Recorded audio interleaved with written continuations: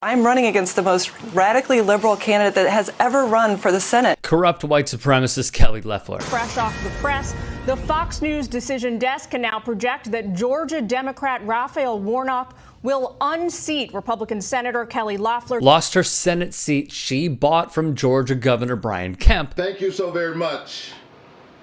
I come before you tonight as a proud American and as a son of Georgia. To Savannah's own Raphael Warnock. What cannot be understated is the WNBA's workforce, predominantly led by black women. Tension between players and Senator Kelly Loeffler, the Georgia Republican and a co-owner of the Atlanta Dream, is continuing to grow. Opposing her. Rocking these Vote Warnock shirts, I think it's a testament to just how organized, how collaborative, how much we have each other's backs. When she said this, we cannot allow mob rule. It hurts all communities. And this. You know, the WNBA has embraced the Black Lives Matter political organization. I'm a lifelong conservative, pro-Second Amendment, pro-Trump, pro-military, and pro-wall. And even this. They responded by sporting these tees. The optics of this gesture should be noted and studied in sports activism.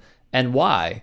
Republicans will always try to muzzle athletes from speaking out. Just follow me here for a second. Warnock, the leader of a famed Atlanta church where MLK presided as a pastor once, had to defeat two members of MAGA, Loeffler and Georgia Congressman Doug Collins.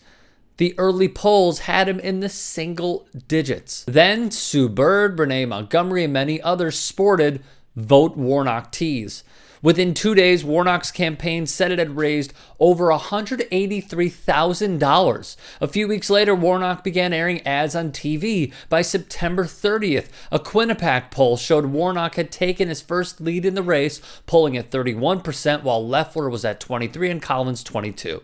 The t-shirts were emblematic of just how vital it remains for the modern-day athlete to utilize their followings. This is a man who is actually from the state, unlike Loeffler, who migrated recently to do some insider trading and exponentially grow her wealth, along with her husband's wealth, who is the head of the New York Stock Exchange. This is a man who protested the senseless killing of Amadou Diallo, who you've likely heard in Dead Prez's songs. When New York City police officers fired 41 shots, 19 of which hit Amadou. Radical liberal Raphael Warnock. Radical liberal Raphael Warnock. Loeffler used the same lingo over and over and over again. She cozied up with white supremacist Chester Doles, former leader of the KKK, who nearly beat a black man to death in '93. She agreed to sit down 1v1 interviews with OAN presenter, conspiracy theorist, and noted anti-Semite Jack Posobiec. She called black empowerment mob rule and added, "We cannot allow that." It all backfired. Beautifully, may I add.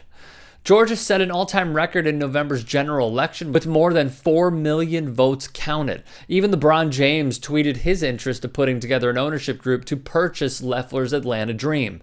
Record turnout has occurred. From the grassroots organizers to the household names, it was a collective, cohesive effort to defeat two staunch Trump Party Republicans, including one billionaire who cosplayed as a Southerner for a few weeks.